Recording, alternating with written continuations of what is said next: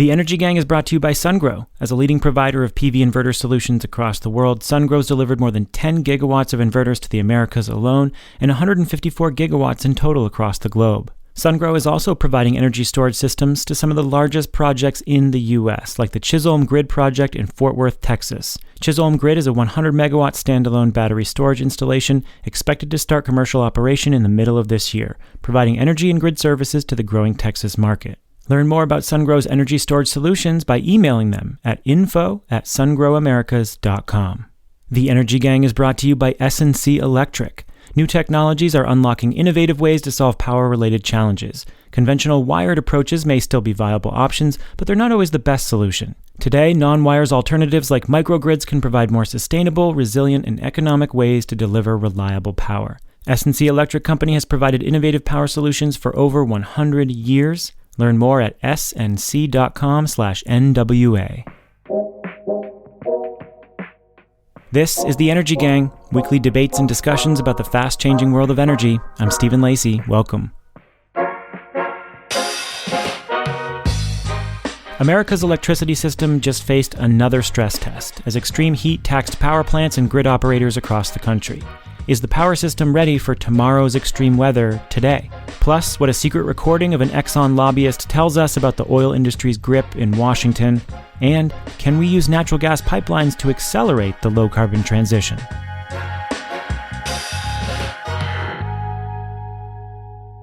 Catherine Hamilton is my co-host. She's the chair of 38 North Solutions. Hi, Catherine. Hi, Stephen. I am recording from Culpeper, Virginia, in the mountains, where our general store is the bodega of New York City. And I'm thinking of bodegas because I'm obsessed with In the Heights these days. What do you mean, the bodega of New York City?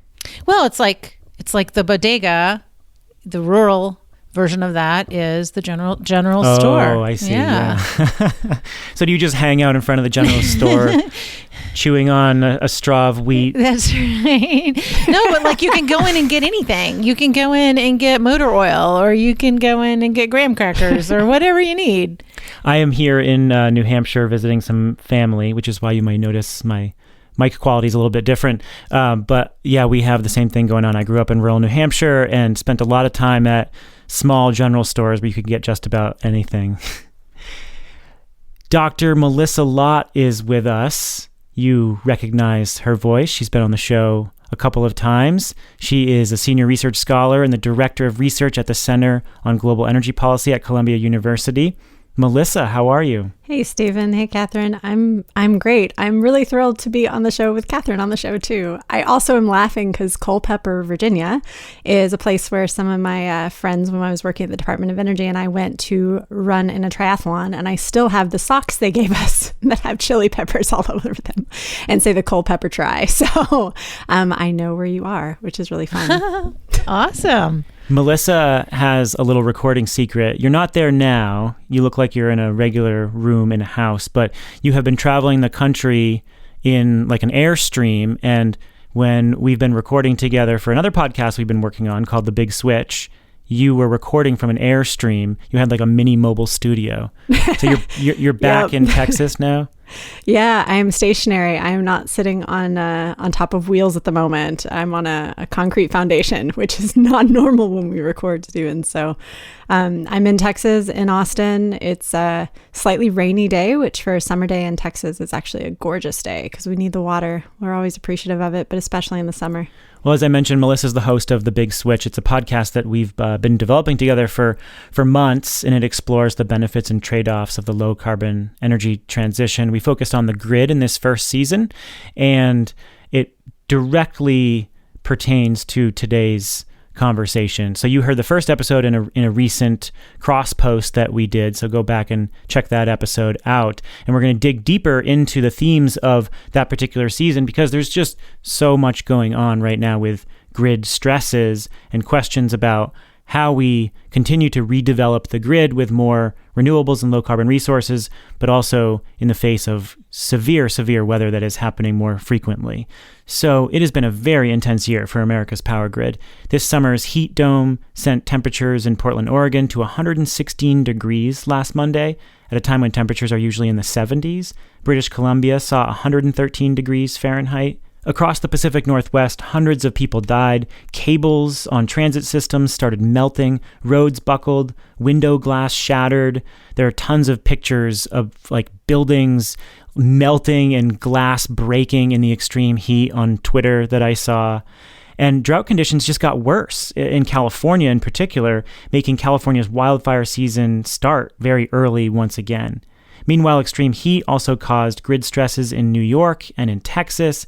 This follows the rolling blackouts in California last fall and the massive prolonged grid failure in Texas this winter. Grids everywhere are dealing with once-in-a-century conditions every few years now, or even every year. And just this week, California's grid operator said it needs to procure more resources because it expects more extreme heat this summer, and it just doesn't have the capacity to meet expected demand. So how is the grid holding up in these conditions? What's working, what's not working, and are planners starting to think differently? Catherine, how would you grade the grid's performance during the most recent extreme heat wave? I know it was different in different regions of the country, but it was all happening at roughly the same time. So what grade would you give the grid? Yeah, so I think we have to grade on a curve. I think of Texas as really bad, like a D. I think of the Pacific Northwest as maybe a B minus. And then California's just all over the map. They can't decide what grade they're going to get. I think they do okay some days and terribly other days. And then I think New York City is also remains to be seen. Honestly, when I talked about being obsessed with In the Heights, that entire movie is pegged to a blackout on New York City, and it just makes you sweat watching it. But thinking about how different regions of the country and how different types of communities and different grid constructs react is really interesting.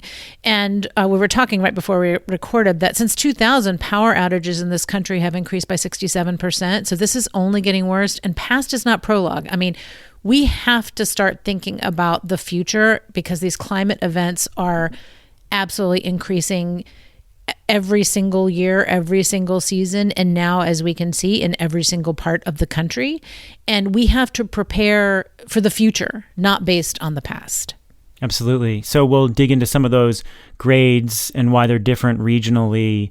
I was reading an article in Recode about some of the grid stresses, and Kiri Baker, an engineering professor at the University of Colorado Boulder, averaged it out at a C minus. So Melissa, given these different grades we're throwing around, how would you rate the performance of the grid in this recent event? Yeah, I mean, I think on a national level, at least across the lower 48, I'm going with the C minus, and completely agree with what you're saying, Catherine, about it being different in different parts of the country.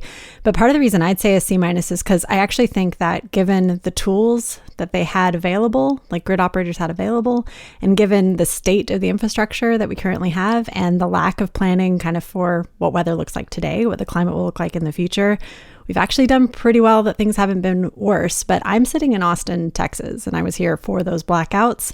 So it's honestly, it's hard for me to not, after that experience, give an even lower grade. But that's where I'm sitting today. But I think C minus, it's like, yeah, you're passing. You're going to get your diploma at the end of the day, but you are on the cusp of academic probation, and it is not good. And you need to do something so you don't fall off the edge and everything get worse. That's where I'm sitting.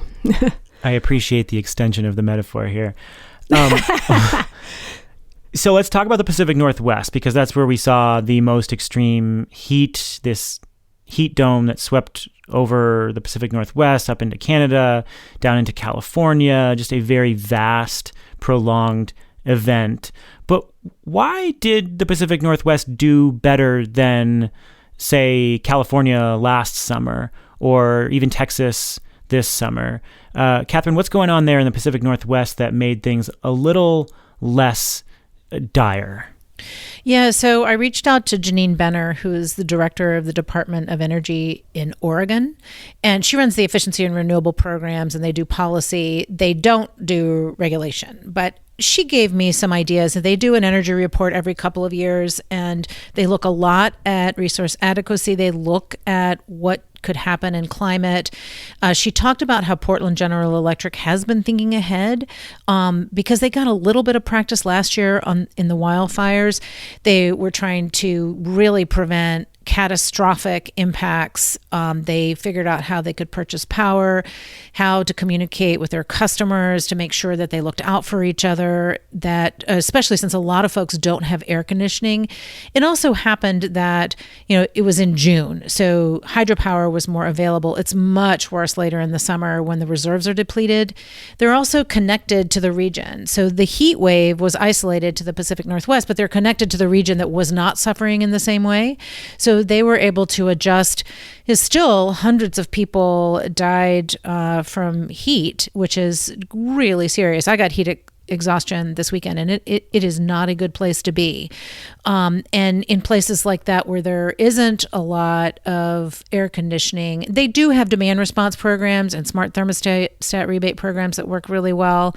But they still were seeing things that they really haven't seen, to the point where streetcar cables were melting. So, Melissa, how do you parse those factors out when you think about the Pacific Northwest in isolation? We've got a regionalized grid. We have more hydro available because it was early in the season. We have fewer air conditioners in the region.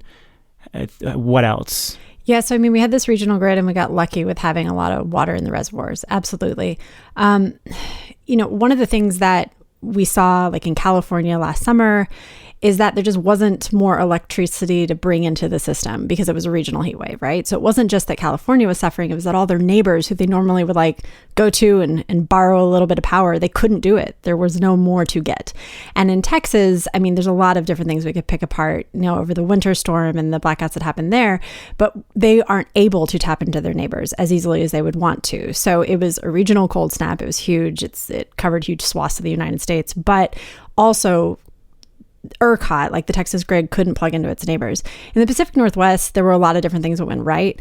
I, agree they were able to communicate with their customers. They were able to actually get customers to flex their demand. That's great. You could have an argument there about shouldn't we be doing that in a more formalized way and actually having people be compensated for it. This idea of having fewer air conditioners, this highlights two things for me. One, the data are so clear that climate change is happening. We're going to expect more extreme events, in the future. We're already seeing them today. That means that over time, we will have more people buying those air conditioners. And is the power grid going to be set up to support those changing demand patterns, increasing demand over time? That means investment. Are we going to be able to do it? It also highlights just the need for more tools, the need for more options. And this is something where when I give the grid a C- overall right now, part of that is out of respect for the grid operators who were using every tool that they had in this case. And by the numbers, I was honestly, personally, I don't know about you, Catherine, I was surprised that the numbers were as low as they were. Like kudos, to the response and a little bit of luck when it came to the hydro reservoirs. But those grid operators, I would bet money that if I'd been in the operating room with them, they would have been like, if I had another tool, I would be so glad to have it right now to use it. Yeah, so it also struck me in Texas and California how linked all of our systems are.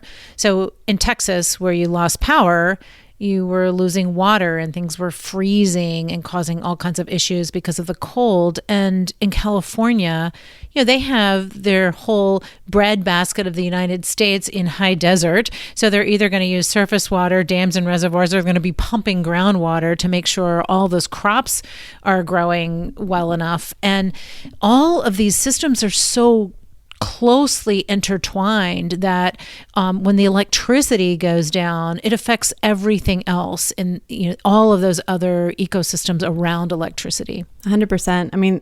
The grid is so important to our health, which we can focus on when we read the stories about, what California is doing for this next season of stress on the grid with, deploying batteries to people's homes so they can keep their medical devices going, these types of programs that they're doing now after the blackouts last year. But you also have to think about the rest of the economy. And when the grid goes down, it pulls a lot of stuff with it. And when the grid is stressed and you're asking for, demand response, the biggest lever you can pull is around industry. It's around, commercial, or it's around the big users. Individual households are great.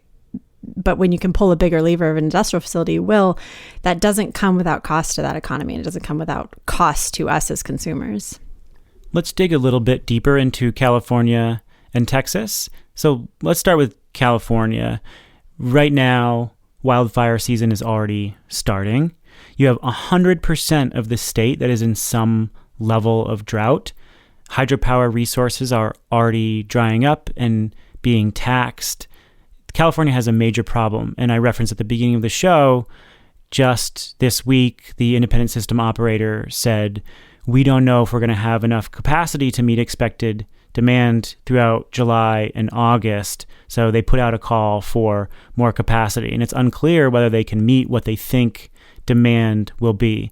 Meanwhile, there's still conflicts over how people are compensated for demand response there. And so while they have been successful in sending out alerts to folks and getting people to turn down their air conditioners or, turn down machinery and industrial usage, there's still a real problem with compensating people for that. And so California's got a lot of problems all at once. Meanwhile, it has so much renewable energy, which can be very helpful at certain times. But, hydropower obviously has a drought problem. We saw in last year's blackouts, there were natural gas plants that shut down, but there was also a bunch of wind generation that went online. So you could just walk through any number of factors related to grid management and resource availability, and California's got it all. So is California ready for the weather of the future? Yeah, so it's interesting because they export in the winter and they import in the summer when they have issues like this. I talked to Jennifer Chamberlain that I work with. She's at CPower and they do demand response. And I asked her, based on last year, did they do more procurements for a demand response auction and for resource adequacy? And she said, no, they did not. That they are trying to shore up generation. But instead, they're doing this emergency load reduction where you're paid for performance only for energy, not for capacity. They are allowing behind the meter resources like demand response to participate, but it's really not really optimal. What you would want is to have lots of procurements of resources that customers, as Melissa alluded to, where customers know in advance and they have easy apps to be able to reduce, or that it's even automated for them to be able to curtail and cut by a little bit here and there, but where they're just vastly under-resourced in all of that in California because they haven't done that. And so now they're doing some emergency load reduction, but it's really not the same thing. And they'll try to get as much as they can from that, and it will help because people do respond in emergency situations, but they definitely could do better.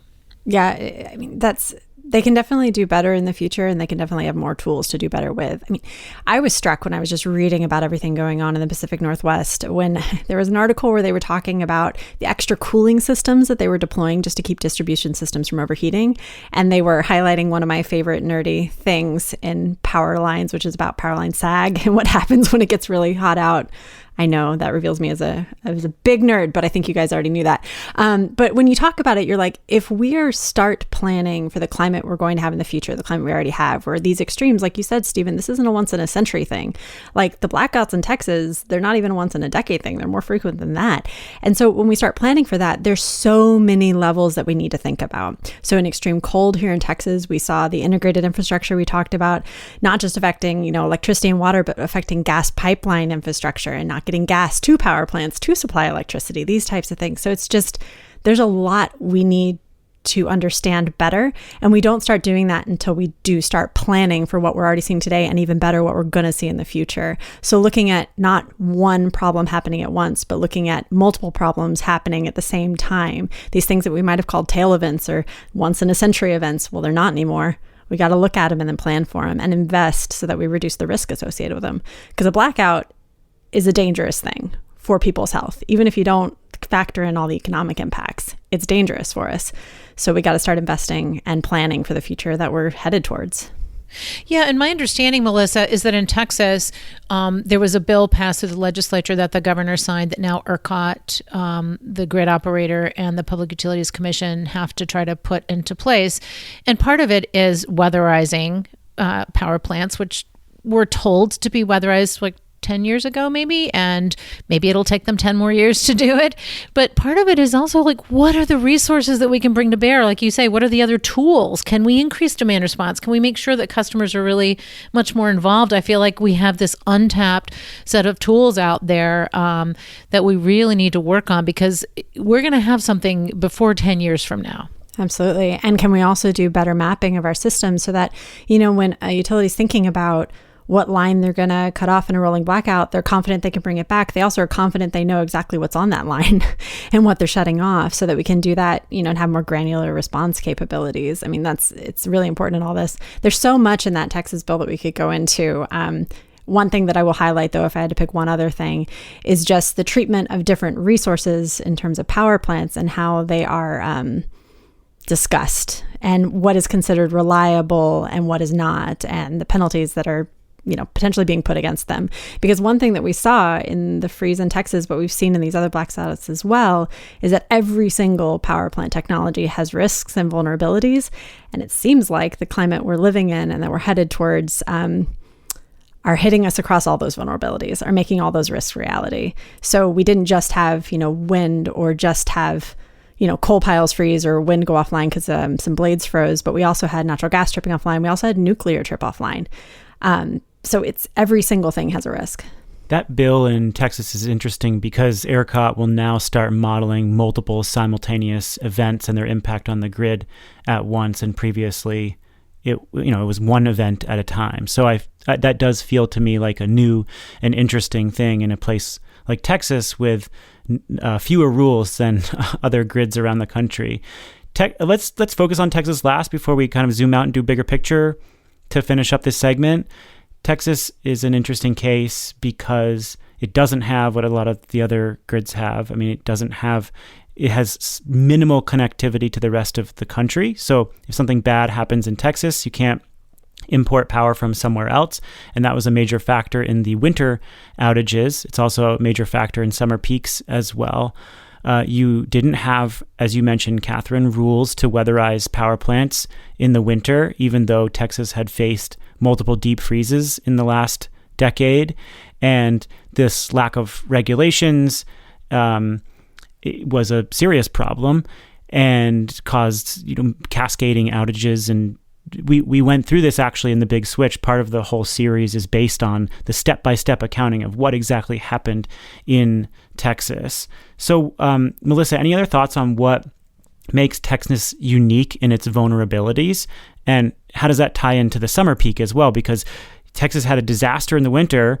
It's usually prepared for pretty heavy summer peaks, but already in the last couple of weeks, we saw the grid completely maxed out during this summer heat wave. So it doesn't matter the time of year, Texas has got some issues as well. Yeah, I mean, we've already had, very recently, we have our thermostat. It can be controlled remotely by Austin Energy here in Austin. And the number of times I've been on a Zoom call and been like, man, I'm glad I wore a tank top underneath the sweater today because, under my light cardigan, to be clear, not a winter sweater. I've lost count, and it's not even August, which is when I kind of expect a little bit of that. So this highlights the fact that even the things we thought our system was prepared for, it's not as prepared as we want it to be. And the weather's getting more extreme. Like, things are changing. And we need to start evaluating the future. And it's great that we are starting to, as you said, here in Texas, look at, okay, not just a heat wave, but also a heat wave and a couple of, power plants tripping offline and other things happening all at once. That's great. I think that, one comment that came out of the Pacific Northwest was around how valuable it was. I think this was from Pacific Power. They talked about how valuable it was that they had high voltage transmission lines across, that they could access 10 states worth of power resources. And that gave them so many generation resources to tap into. I think that one of the things that we risk in how we're approaching even the little things we are doing to take the grid to the next step we wanted is just not thinking about coordinated responses and coming back to this idea of how do we build out the grid and power lines to make sure that we have access to resources when stuff goes wrong, because things will go wrong. And no matter how much planning we put into it, we won't think of everything. So how do we give ourselves additional options and additional resources to tap into? But I just keep coming back to the human side of this. Like, this isn't something we just watch on TV, like watching the people who are being affected by it and seeing the numbers come in of how many people have died in these heat waves. It's just really sobering, and I hope we take it seriously. Yeah, one of the things I really wanted to echo, Melissa, was this issue of transmission, and that Texas is so isolated in its system and not able to connect. But so are some of the other states, like the south part of MISO, the mid-continent system operator, is not as connected to the northern part of MISO as it should be. And the MISO South states were also having blackouts at the same time that Texas was. So we need more connectivity across the country. We need to connect the MISO regions. We need to connect MISO to PJM, where a lot of the load is, and in the Midwest, where you have all these clean energy resources that you can move around. And I think that you're right, that will not only give us more tools to use, but actually help people. Absolutely. I mean, I can remember we were publishing a paper that came out in December talking about existing authorities we have to build out the grid. And as we were writing it, it was one of those recognizing that the conversation had shifted across the U.S. to this, we think a super grid across the whole country, that would be great, but we're never going to do that. So let's just focus on what we can develop locally. And the idea is look, in any of these scenarios, whether you're going to net zero or decarbonizing to a certain place or just keeping the lights on with existing resources, transmission helps so much. We should be investing more in it, and we should be looking at what makes sense in terms of new lines, and then making the existing lines more, flexible and robust so they can help us out, and deploying our resources so that they use what we have and what we will build in the future as effectively as possible. So thinking about storage and not just thinking about it as being next to a wind turbine or a solar panel, but thinking about where else in the grid it would make sense to put it so that we have a more reliable system and we have a more resilient system when these extreme things happen. So that stat that you mentioned at the beginning of the show, that outages in the U.S. have increased 67% since the year 2000, is stunning. And in the wake of all these distribution investments after the Obama-era stimulus package, we were told that it was going to improve reliability and reduce outages. And in the 90s, there was a dearth of investment in the distribution infrastructure. Utilities really underinvested, and that's why we started to see outages go up in the early 2000s. But we were promised that would change, and it hasn't changed. It's gotten worse. Is that a result of a lack of investment, or the wrong kind of investment, or just that these investments are not keeping up with these extreme weather events fueled by climate change? How do you all read that number? So I do think we have underinvested in certain parts of the grid. One is transmission. It's been really hard to build transmission, regional tie lines. The other piece is, we've invested, and the Obama stimulus bill invested a lot in advanced metering infrastructure. Well, that's great if you have a meter, but if you can't connect that into the rest of the system to where the generator is, that whole distribution side of the system has been vastly invested in. And then all of the connective tissue, which is what I call all those things, the digitization, the equipment that allows things to flow better and to share information and to move and to recover quickly. I think that is where we have not invested as much as we should. And it's been really hard because utilities don't get paid. They get paid for assets in the ground rather than assets in the cloud.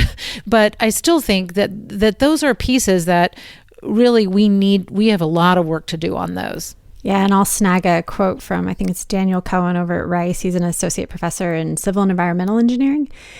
And if I paraphrase it, it was something to the effect of, the power system, and he was referring to Texas, but the power system has been trying to just have enough power to get by. So cutting corners and just making sure it could squeak by, which is okay until a couple of things break and go wrong. And then it goes from being, cost effective and lowest cost to being really, really expensive, both in terms of, direct costs because things break, but also cost of human life and human health. So it's obvious we need to do more. And we also need to think differently, as we talked about earlier. Yeah, that's a good place to end it. I actually have that quote from Daniel Cohen up here. I pasted it into my show notes because I thought it was right? good. You got it close. He compared the situation in Texas with someone trying to save money by going without insurance. And he said it's really cheap until it's not. Yeah. But I think you got to the heart of it. We're seeing that play out season after season. The Energy Gang is brought to you by SunGrow. SunGrow is the leading global supplier of inverter solutions for renewables. This year, SunGrow is also supplying more than 1.5 gigawatt hours of energy storage technology to projects across North America. Among these projects is the Chisholm Grid Battery Energy Storage Project in Fort Worth, Texas, which is owned by Astral Electricity and was developed by Able Grid and MAP. Along with the lithium-ion batteries, Chisholm Grid will use SunGrow's advanced converters and controls in a long-term services contract to meet the growing ERCOT market conditions while reducing operating costs and extending the lifespan of the assets. And SunGrow isn't just supporting energy providers and Fortune 500 companies with their deep decarbonization goals, it's also making those commitments for itself. In the last year, SunGrow joined RE100 with a commitment to switch its power needs to 100% renewable energy by 2028. To learn more, email info@sungrowamericas.com. We're also brought to you by S&C Electric. Power-related challenges and opportunities are becoming more complex. Reliability concerns, rising energy costs, cybersecurity risks, they can all jeopardize operations, while new technologies like electric vehicles and microgrids offer great potential. If you're a utility or commercial enterprise today, you're faced with a critical decision. Select a conventional wired approach or respond in a non-conventional way. Even with dedicated in-house resources, arriving at a conclusion can be an uncertain and time-consuming process. You can evaluate these big decisions more efficiently and with more confidence by working with an experienced integrator like S&C Electric Company. S&C will be with you every step of the way, thoroughly working through your challenges and reviewing your energy needs to offer an expanded set of solutions developed specifically for you. Learn more at snc.com/NWA. Let's turn to a video that is putting ExxonMobil on the defensive. Exxon is one of the most powerful figures in climate delay. A 2015 investigation showed the company's scientists knew very clearly about the threat of climate change, and the company worked to cover it up for decades. And while other oil companies have started to embrace offshore wind and geothermal, batteries, hydrogen, clean energy services, Exxon has spent tens of millions of dollars on advertising about how it's going to use algae to create new fuels. And if you're wondering and you haven't followed algae, it's basically been a big bust, and Exxon continues to tout it and invest in it. According to the Union of Concerned Scientists, Exxon has given $30 million to conservative groups that are explicitly pushing climate denial, like the Heartland Institute and the Heritage Foundation, and that's just the money that can be tracked. There's also lots more dark money sloshing around. And in a video recently published by Greenpeace, Keith McCoy, who's a senior director of federal relations at ExxonMobil, admits that. Here's a little clip from the video. Did we aggressively fight against some of the science? Yes. Did we join some of these shadow groups to work against some of the early efforts? Yes, that's true. But there's nothing illegal about that. We were looking out for our investments. We were looking out for our shareholders. So that was recorded by Greenpeace. They convinced McCoy he was being headhunted by another company. He opened up during this fake interview, having no idea it was being recorded. He also bragged about Exxon's efforts to lobby against climate provisions in Biden's infrastructure bill. He talked about working with Senator Manchin, the Democratic kingmaker who could make or break Biden's climate priorities. And he said a carbon tax is basically hopeless, which is kind of why Exxon is backing it. He talked about why it is good public messaging, but why it'll probably never get done in Washington. We know these companies spend millions of dollars on lobbying. We know their history. But what does this recent admission tell us about the climate politics of today, at a time when oil companies are trying to convince the public that they are changing and actually making investments in new energy technologies? So, Catherine, what's your reaction to the video? Yeah, my first reaction was, I know that guy. I know Keith McCoy. He used to work for Johnson Controls, and so he was in energy efficiency a lot. He was doing a lot of that work. And I reached out to Alexander Kaufman from HuffPost, who wrote a really good piece about this. And, he helped me kind of parse two different things. One is the fact that Keith thought he was being interviewed by a corporate headhunter in Dubai. And so what he was positioning himself was, I'm a really good lobbyist. I have influence. I'm effective. He talked a lot about the corporate tax rate, things that any corporation would be interested in having a lobbyist that would know the ropes and understand access and influence and how you become part of a group and you exert pressure. And so there's that piece, which is just the context and what he thought he was talking about. And then the second piece is really about the content of what Exxon's been doing, which of course, advocates for climate solutions have long feared, thanks to Exxon's history since the 1970s, and since over 50% of emissions have been created since the 1990s, that really they have not been doing what they say they were going to do, or they haven't believed what they have said. And part of the problem and the danger in that Alexander was talking about is that while Exxon was talking about a carbon price, maybe knowing that it would never happen, that puts us at this place where we're trying to choose between, do we want this disingenuous carbon price, which is a market mechanism, or do we want regulation and investment in clean tech? And the danger of that is, of course, is that you're forcing yourself to choose rather than doing everything. And I think Alexander wanted to point out that it's really important to note that whether or not Exxon believed it, that a carbon price may be something you'd want to do anyway. And the issue is, how do you make sure you can get things done and maintain the public trust? And certainly Exxon has not done that. Melissa, what was your reaction to the video? Yeah, so in the video, McCoy speaks about efforts to aggressively fight against science and early efforts towards pushing towards decarbonization, right? Do I agree with that approach? And would I ever do something similar? No, I'm an engineer. I follow the data and the evidence is really clear on this. I believe that we should do everything that we can. So what Catherine was just saying, it's not an or proposition. We need to throw the kitchen sink at this if we want to mitigate and adapt to climate change, if for no other reason than to protect our own health. But these comments and the comments that McCoy made, we should put them in context, absolutely, as Catherine just did. We also should realize that it's highlighting something that is still really important, which is that we do not have the right incentive structures. I think his quote was something to the effect of, there's nothing illegal about, what they did. We were looking out for our investors and our shareholders. That's not incorrect. And you can get into the argument about whether it's ethically correct, sure. But really what it highlights to me is just how important it is that we fundamentally shift our incentive structures so that it supports what we want, that it supports mitigating climate change, that it supports reducing pollution, that it supports these things. And until we do that, we're going to have people who are doing what, they're paid to do, what their jobs incentivize them to do. In this case, protecting investments and shareholders. So that's something that I took away from it. A few things stood out to me. One is I think that he's revealing truths about Exxon's strategy, but there's definitely a bit of braggadocio here, right? So you have to be able to parse those two things.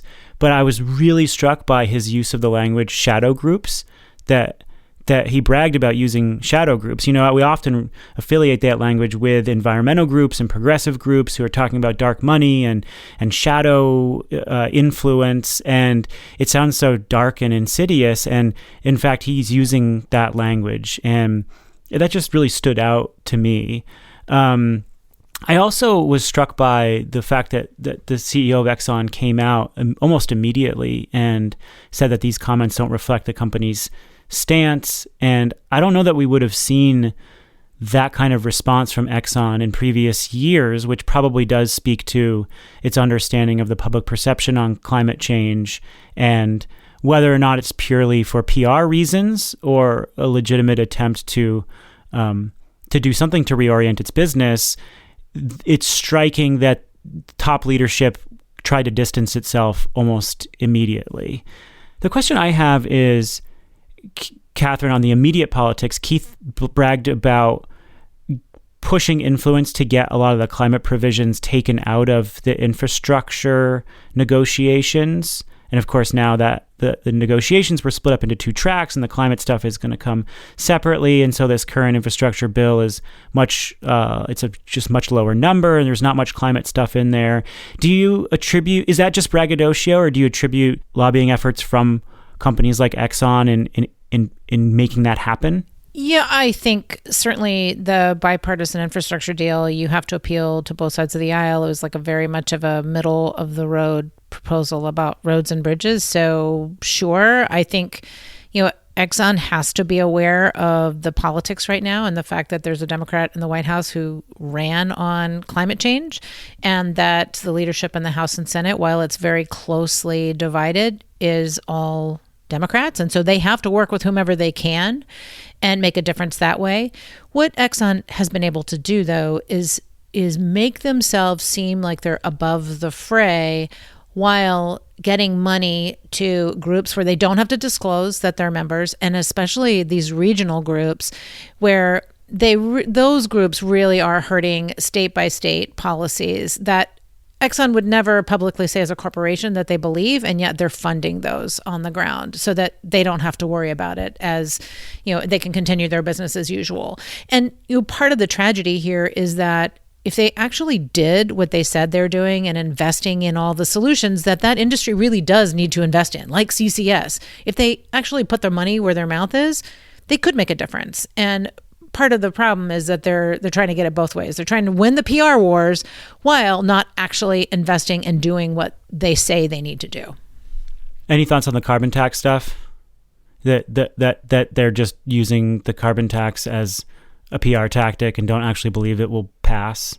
So one thing that I'll say about the carbon tax thing is this is not the first time that I've heard this statement or these statements about carbon tax being something that won't get passed, and the word tax, is going to turn away a lot of people, a lot of voters, and therefore a lot of the representatives of those voters.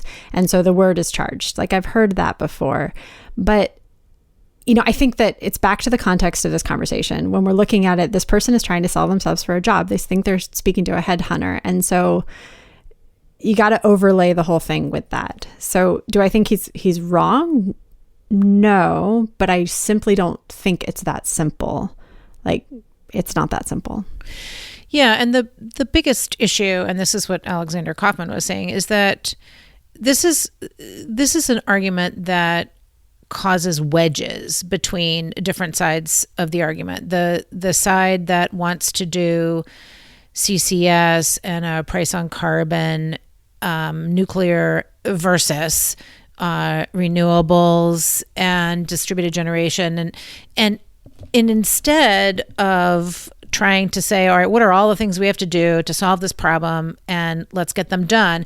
And back in the Obama days, during the Clean Power Plan, there was this whole initiative to put a price on carbon, and they said, well, if we do this, then we don't need the Clean Power Plan. We can just, but that was all we had, was EPA being able to have the ability to regulate carbon emissions. And so it became this either or thing, when right now we're in a crisis. And as we talked about in that first story, people are dying. 37% of heat-related deaths are tied to climate change. We should be throwing everything we can at this and not trying to create wedges depending on what structure we want to create. I think we need to do them all. And the reason why I wanted to highlight this story is because we're making genuine progress under this administration in reprioritizing climate change. Oil majors all around the world have made some pretty big investments in a variety of clean energy technologies, whether it be, deep offshore wind or geothermal, or now starting to be hydrogen. But that we can get excited about some of those changes, but we have to remind ourselves that this is the way that politics is done, and this is the way that a lot of these companies are operating behind the scenes. And so we have to continually remind ourselves of that as we try to make even tougher choices and faster choices on climate change. Yeah, and they should be held accountable. I mean, they're the reason we're in this situation, so they should definitely be held accountable. But we also need to make sure that the conversation is really around the crisis and how to manage the crisis, in addition to having polluters pay. So Alexander was saying he was just watching CNN this morning, where Jen Psaki, the president's press secretary, was being asked by John Berman of CNN not about the Pacific Northwest heat dome or about Texas or about New York or about any of the grid issues, but instead he was asking about the gas prices going up a few cents, and what are they going to do about those? And that is not the emergency, people. Let's go to our third topic. So let's talk about using fossil fuel infrastructure differently. We've talked extensively about electrification on this show in recent months. We recently had Saul Griffith of Rewiring America, who laid out his case for using electrons instead of molecules for cleaning up the energy system. But what's the case to be made for using molecules, hydrogen, biomethane, synthetic renewable fuels, in our existing gas pipeline infrastructure? Melissa's research team at Columbia asked this question. It's a relevant one for a couple reasons. One is that we could use infrastructure spending right now that we're talking about to modernize pipelines and ensure that we have fewer methane leaks. And there's now more interest in alternatives to fossil gas from the gas companies. Dozens of energy firms are now testing hydrogen or biogas in their pipeline networks. So where do pipelines fit in to a low carbon energy system? Melissa, what prompted you to ask this question? It was a series of interesting conversations that started with Erin Blinn and I. She heads our natural gas program, and I head our power sector program. We were talking through just the tremendous investments that we need in new infrastructure in order to transition to a net zero economy. Just huge numbers, tons of steel, tons of stuff needing to get built. And we were talking through these interdependencies and infrastructure, and we said, you know what we see in these scenarios, whether it's put out by Jesse Jenkins in his net zero study, or Berkeley in their 2035 study, or any of them, International Energy Agency, the global ones, all of them, is that we use gaseous fuels in the future. Pipelines are cheap ways to move gas.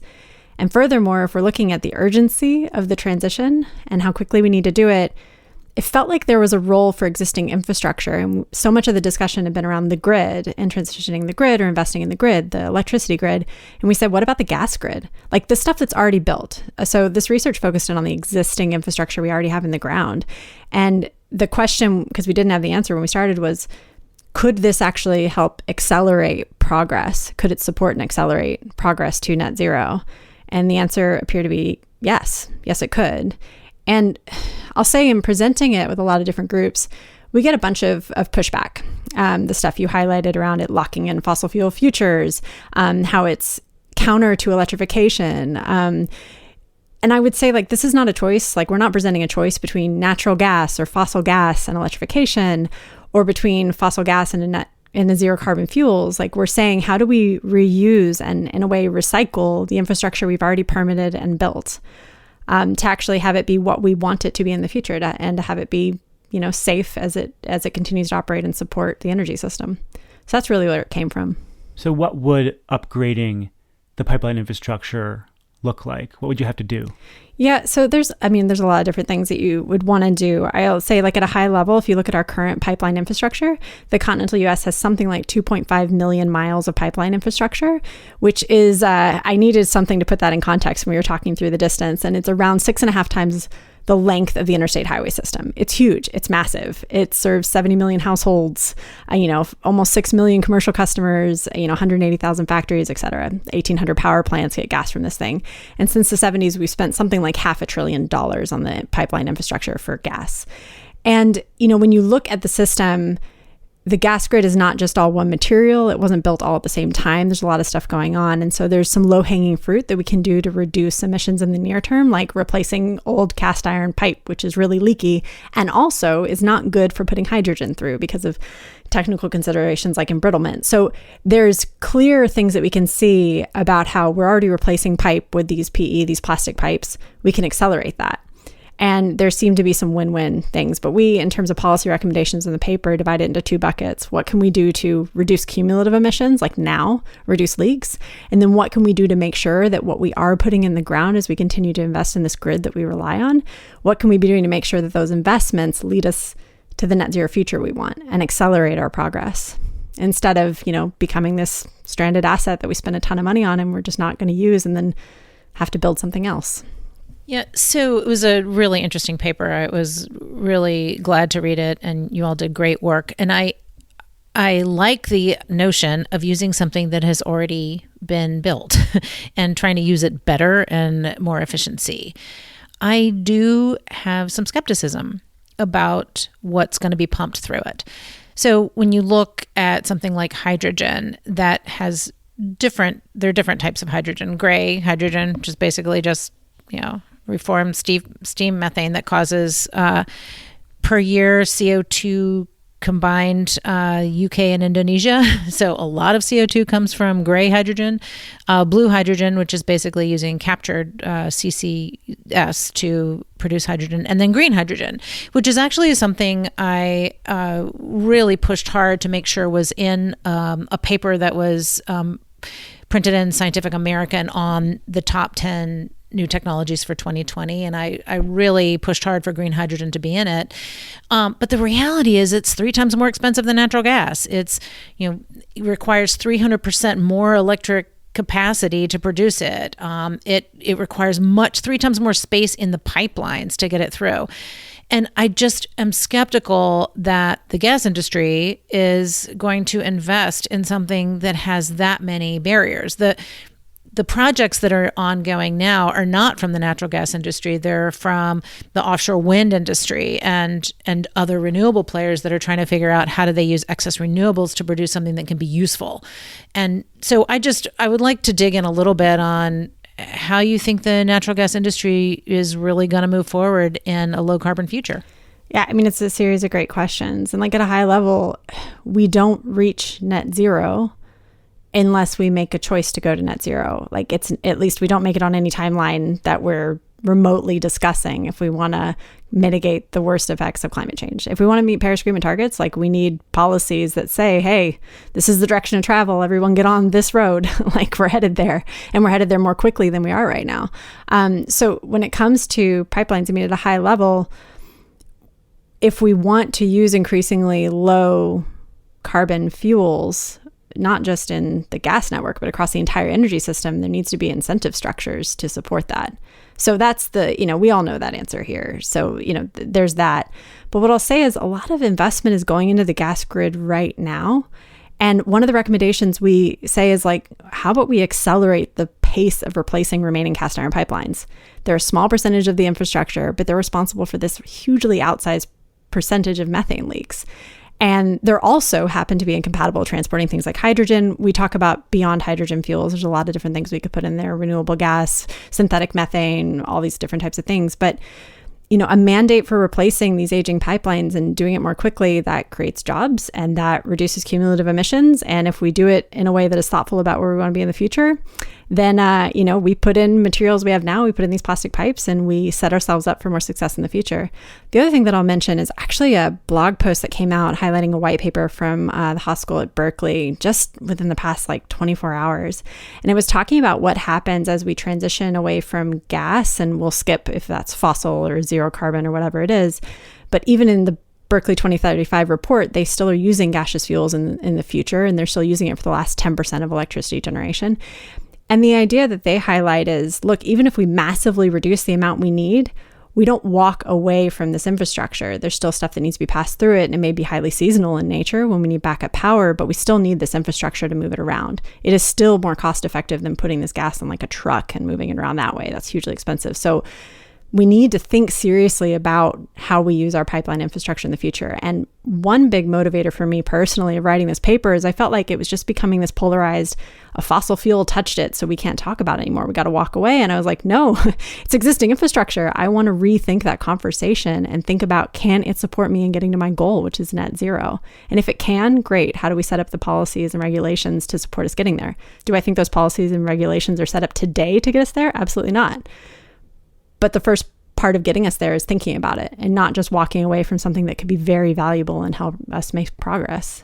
And as I'm listening to this, I am thinking about the grid. And if we talked about building a national high voltage transmission system across the US 20 years ago, then we would probably be supporting more coal plants, more gas plants, very little renewables. And it was only the development of state level renewable energy targets and better federal regulations on mercury and air toxics, and the combination of those regulations and those policy pushes for more renewables help get us to a place where if we built out that transmission system today, we'd be connecting a lot of renewables to load centers around the country. So that's kind of what I'm hearing you say, Melissa, is that maybe today the gas companies, there's not a lot of these renewable fuels in place, but it's possible to update the infrastructure to support them, and we need those other policy tools in place, like we saw in the electricity system, to get more of those fuels in the system. Yeah, and we've got at least, 24 or so energy firms across the U.S. like looking into how can they produce hydrogen, and to what degree can we use it in existing natural gas pipes and in our boilers and our power plants. Like, how far can we go with it? And another thing that we highlight in this is we're not talking about whole hog pulling every single pipe in the entire country out of the ground and replacing it with something. Like, it's about being targeted as well. So there's parts of the country, whether you're focused in on, Houston, and there was a, big event that happened recently talking about net zero industrial hubs in Houston. And there's a paper from Julio Friedman at the center about this topic. It's like, well, maybe that's a great target area to think about this. In some parts of the Northeast where we have more of these cast iron pipes and also some industrial centers, like, could that be a good first step? I think for me, it's just about how do we make progress, and we need it across the board. Back to the kitchen sink thing. We need all the things. We don't just need one. And so how can, and I'll say when we started the research, the question was, can the pipeline network help us? Would it help us? And the answer seems unequivocally yes. So then it's like, what do we need to do with our policies and regulations? As you said, Stephen, not just at the federal level, at the state level as well. Yeah, I think one of your colleagues, Renee Cho from Columbia Climate School, wrote a piece in January titled "Why We Need Green Hydrogen," and she talks about needing R&D and innovation dollars, and investment tax credit or production tax credit, but then regulatory standards. And standards need to be put into place to regulate things like ammonia and products that are used by other industries that the natural gas applies to, steam and thermal generation, and that are used in industrial processes. And all of these pieces have got to be, we have to put rules around them to say you can't do this, or the industry has absolutely no reason to change. So I do think you do need an incentive structure, but you also need regulation to say, we no longer accept certain outcomes that produce CO2 and methane and any other sort of pollutants in order to really, I would think, change the way the industry operates. And I'll add just one more thing, which is we also need to focus on what the end goal is. Like, the end goal is not getting 50% of the way to net zero. It's getting all the way there. It's about pulling all the emissions down. And when you do that, moving away from this idea of, wind is the cheapest, solar is the cheapest, XYZ is the cheapest. It's like, what's the cheapest total transition to get the entire system to zero? And then how do we set up an incentive structure that allows all the technologies, all the fuels that we need to keep the cost of that transition low? How do we let them have a place to play? The goal is net zero. It's not some halfway down the road part of that. When you're looking at net zero, it actually clarifies things a lot about what you need and how you need to set up your structure, including your infrastructure. All right, well, let's go to free electrons now.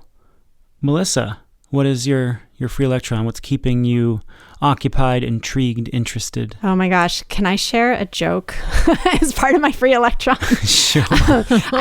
Please do. I stole this from Q Lee, who's our head of communications and outreach at CJET. So what did the limestone say to the geologist? What? Don't take me for granted. Sorry, it's just so bad. It's so great. But we're talking about all the CCUS and pipelines, and I'm thinking about stones and granite. So I had to share that one.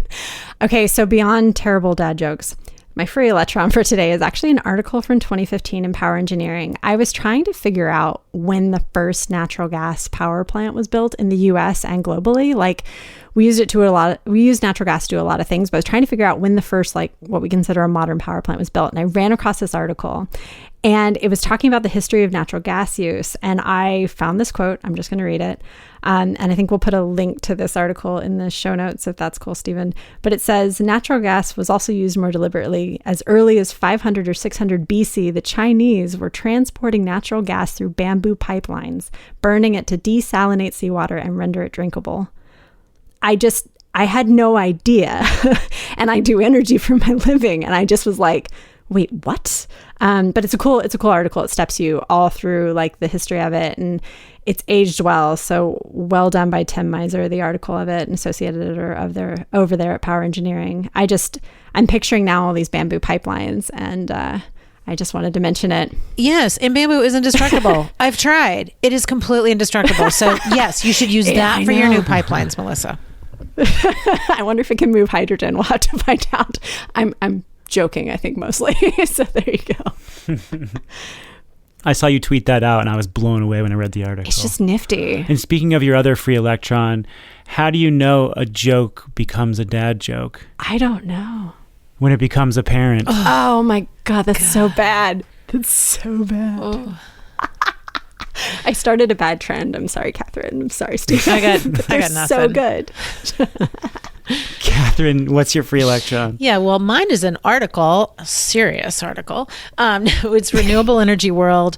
It was a piece about a vehicle-to-grid pilot that National Grid is doing with Electric Frog Company, which is a climate tech startup that is working with Fermata, which is a V2G company, and using a Nissan Leaf to back up the Barrelville wastewater treatment facility in Rhode Island. So they're trying to use EVs to deal with summer peaks in New England. And I thought this was super interesting.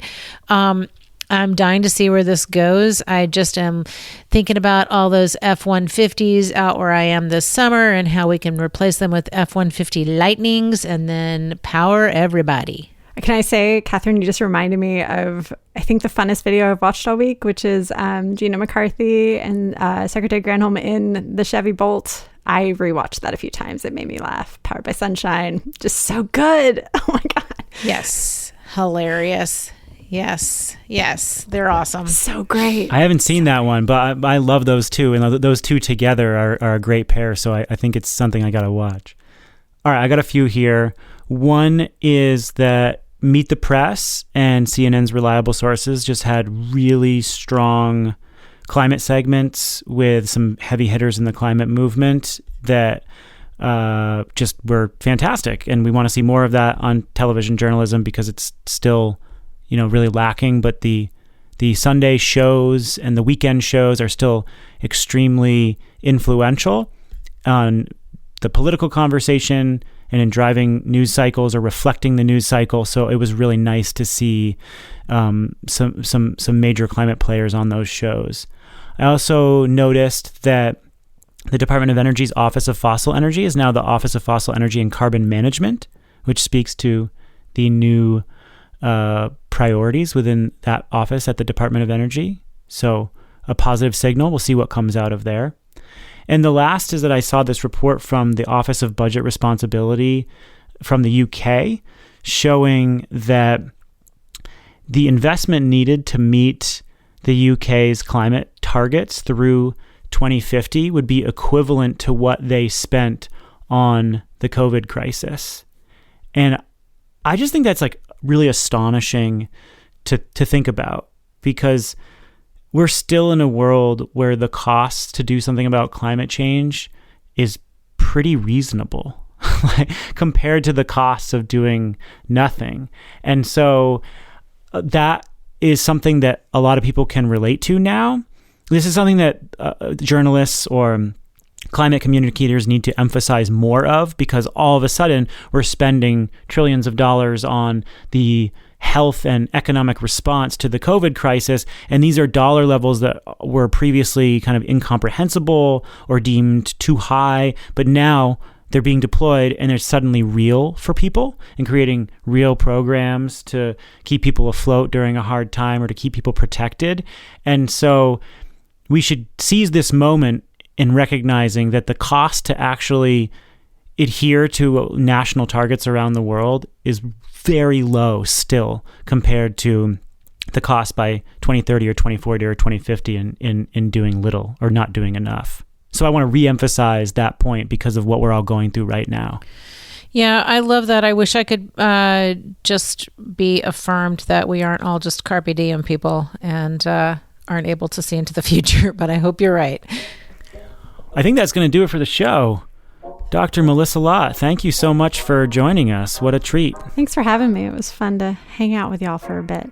Dr. Melissa Lott is a senior research scholar and the director of research at the Center on Global Energy Policy at Columbia University. She's also the host of The Big Switch, and you can check out the whole first season. We've dropped 5 episodes, and if you're keen on learning more about grid stresses and going deeper on what we talked about in the first part of the program, we tell the blow-by-blow account of what happened in Texas and then come out of that story in Texas and talk about what it means for how to build the grid of the future to make it more reliable and low carbon.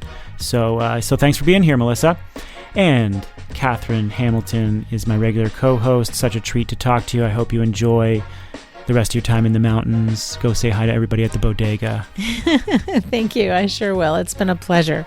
I'm Stephen Lacey. This is the Energy Gang. We are a production of Postscript Media and Wood Mackenzie, and we are so delighted to have you with us every week. If you want to give us some show ideas or respond to anything that we discussed on this episode, hit us up on Twitter. You can find all of us there. We're all very active, and you can also find the Energy Gang there. And of course, we ask it every single time, but it's true every single time. Giving us a rating and review will help us find new listeners, so please do that. And we will catch you next week. Thanks for being here.